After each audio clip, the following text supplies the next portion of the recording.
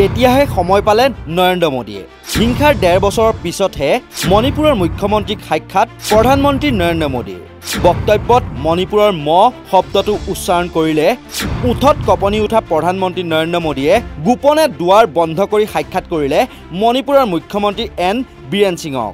হয় মণিপুৰত 1.5 বছৰ ধৰি চলি থকা সাম্প্ৰদায়িক সংঘৰ্ষৰ অন্তত অৱশেষত প্ৰধানমন্ত্ৰী নৰেন্দ্ৰ মোদীয়ে মণিপুৰৰ মুখ্যমন্ত্ৰীক সাক্ষাৎ কৰে দেওবাৰে দিল্লীত অনুষ্ঠিত নীতি আয়োগৰ বৈঠকৰ অন্তত প্ৰধানমন্ত্ৰীয়ে বিজেপি শাসিত ৰাজ্যসমূহৰ মুখ্যমন্ত্ৰী আৰু উপ মুখ্যমন্ত্ৰীসকলৰ সৈতে বৈঠকত মিলিত হয় এই বৈঠকৰ অন্তত প্ৰধানমন্ত্ৰীয়ে কিছু ৰাজ্যৰ মুখ্যমন্ত্ৰীক পৃথকে সাক্ষাৎ কৰে 20 মিনিটৰ বাবে মণিপুৰৰ মুখ্যমন্ত্ৰীৰ সৈতে কথা পাতে নৰেন্দ্ৰ মোদীয়ে এই বৈঠকত মোদীৰ লগতে প্ৰতিৰক্ষা মন্ত্ৰী ৰাজনাথ সিং আৰু কেন্দ্ৰীয় গৃহমন্ত্ৰী অমিত শাহো উপস্থিত থাকে অনুমান কৰা হৈছে যে বীৰেন সিঙে ৰাজ্যখনৰ শেহতীয়া পৰিস্থিতিৰ বিষয়ে প্ৰধানমন্ত্ৰীক অৱগত কৰিছে কিন্তু অতি ৰহস্যজনকভাৱে প্ৰধানমন্ত্ৰীৰ কাৰ্যালয় আৰু মুখ্যমন্ত্ৰীৰ কাৰ্যালয়ে এই বৈঠকৰ বিষয়ে কোনো তথ্য সদৰি কৰা নাই বা কোনো ধৰণৰ পোষ্ট সামাজিক মাধ্যমত পোষ্ট কৰা নাই বিপৰীতে দেওবাৰৰ দিনটোত অৰুণাচলৰ মুখ্যমন্ত্ৰী প্ৰেমা খাণ্ডুক নৰেন্দ্ৰ মোদীয়ে সাক্ষাৎ কৰাৰ সময়ৰ ফটো পিএমঅ ইণ্ডিয়াই নিজৰ এক্স হেণ্ডেলত শ্বেয়াৰ কৰে মণিপুৰৰ মুখ্যমন্ত্ৰী এন বীৰেন সিঙক প্ৰধানমন্ত্ৰী নৰেন্দ্ৰ মোদীয়ে গোপনে সাক্ষাৎ কৰাক লৈ প্ৰতিক্ৰিয়া প্ৰকাশ কৰিছে জ্যেষ্ঠ কংগ্ৰেছ নেতা জয়ৰাম ৰমেশে টুইটাৰত তেওঁ লিখি কয় পুৱাই খবৰ ওলাইছে যে যুদ্ধংদেহী মণিপুৰৰ মুখ্যমন্ত্ৰীগৰাকীয়ে অজৈবিক প্ৰধানমন্ত্ৰীৰ সৈতে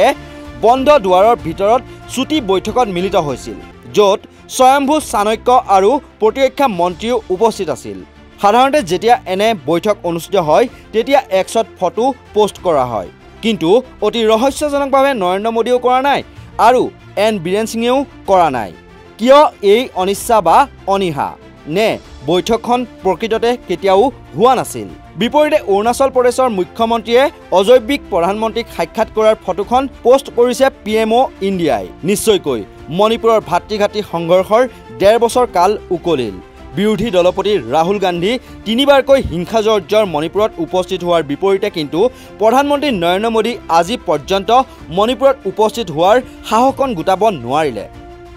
হিংসাত্মক পৰিস্থিতিৰ মাজত ইতিমধ্যে 2 শতাধিক লোকে মৃত্যুক আকোৱালি লোৱা মণিপুৰত মাজে মাজে বৰ্তমানো উত্তেজনাই বিৰাজ কৰা পৰিলক্ষিত হয় তাৰ মাজতে প্ৰধানমন্ত্ৰী নৰেন্দ্ৰ মোদীক গোপনে সাক্ষাৎ কৰি মণিপুৰৰ মুখ্যমন্ত্ৰীয়ে মণিপুৰৰ পৰিস্থিতিক লৈনো কি আলোচনা কৰিলে সেয়া বৰ্তমানো ৰহস্যৰ আৱৰ্তত সোমাই আছে news desk report north east নাও